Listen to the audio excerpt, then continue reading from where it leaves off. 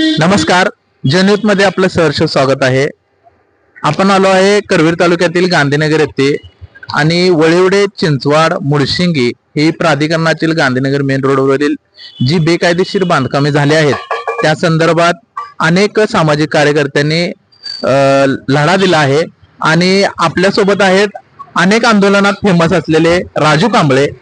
ते 22/7/2026 रोजी जलसमाधी आंदोलन घेणार असल्याचं त्यांनी सांगितलं आहे आणि आपल्या सोबत आहेत. ते पाहूया 22/7 रोजी ते काय करणार आहेत, कशा पद्धतीने आंदोलन करणार आहेत आणि काय कारणास्तव करणार आहेत, जाणून घेऊया आपण राजू कांबळे यांच्याकडून.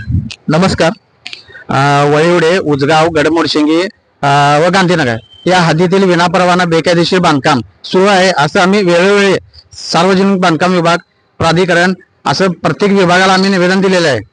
अद्याप ही कारवाई झालेली नसल्या कारणाने आम्ही 22/7/2026 रोजी पंचगंगा नदी पात्रात जलसमाधी आंदोलन करणार आहे.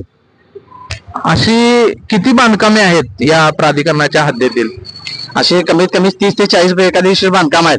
त्यावेळी आम्ही वेळोवेळी आम्ही प्रशासनाला सर्व प्रशासनाला कळवलेलं आहे की या बांधकामावरती कारवाई व्हावी म्हणून. अद्याप ही कारवाई झाली नसल्यामुळे आम्ही 22/7/2026 रोजी पंचगंगा नदी पात्रात जलसमाधी आंदोलन करणार आहे. धन्यवाद.